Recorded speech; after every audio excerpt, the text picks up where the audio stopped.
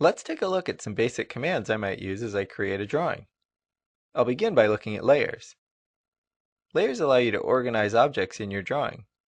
You can group similar objects so you can easily turn them off or on for displaying or printing. And you can lock layers to prevent unwanted changes. I'll expand the Layers palette. This is where you create and manage your layers. I'm going to add a new layer called Objects to this drawing. Now I'll double-click to make it the current layer so the objects I draw are added to it automatically. I'll start drawing using the Line command. Typically when you start a command, you'll be prompted to input a value or specify an option.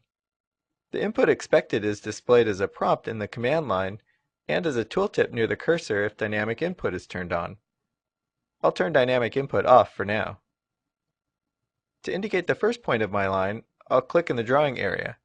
Now I'm prompted for the next point. I drag the cursor and click again.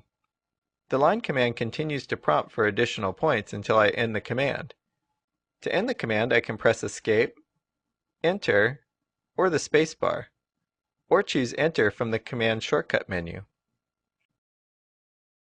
To control drawing precision, I can choose from a variety of drafting aids.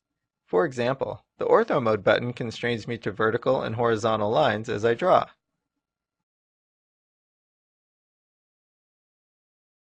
I'll turn Ortho Mode off again. Object snaps, also known as O snaps, allow me to easily place new objects in relation to existing objects. I'll use the Endpoint Object Snap to connect a new line to the endpoint of an existing line I've drawn. The Auto Snap marker makes it easy to know which object snap is being used. As you work on a design, you'll likely need to modify some objects. Before you can modify an object, you have to select it. To select an object, position your cursor over the object and click. I can add or remove objects in the current selection by holding the Shift key while I click the objects. I'll press Escape to clear the selection completely. Instead of selecting objects individually, I can select multiple objects at once with a selection window. I'll drag the cursor from left to right to select objects that are completely enclosed in the window. I'll drag from right to left to create a crossing selection, which selects all objects crossed by or enclosed in the window. Now let's look at some modify commands. I'll use the Erase command to remove objects from my drawing.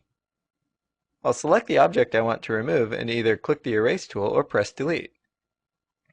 If I make a mistake, I can choose Undo from the command shortcut menu. Let's say I want to move this fence support to the right. First I zoom in. I can use the Zoom command, or I can position my cursor and move 2 fingers apart on the trackpad to increase the magnification of the drawing. If you have a mouse, position the cursor and scroll the wheel, or slide 1 finger vertically on Magic Mouse. I'll pan the drawing by holding the spacebar and dragging 1 finger on the trackpad or by moving the mouse. To move the fence support, I'll select it and click the Move tool. I'll use an Endpoint Object Snap to move the support accurately from one fence board to another. Finally, I'll use the Zoom command with the Extents option to fit my design in the drawing area.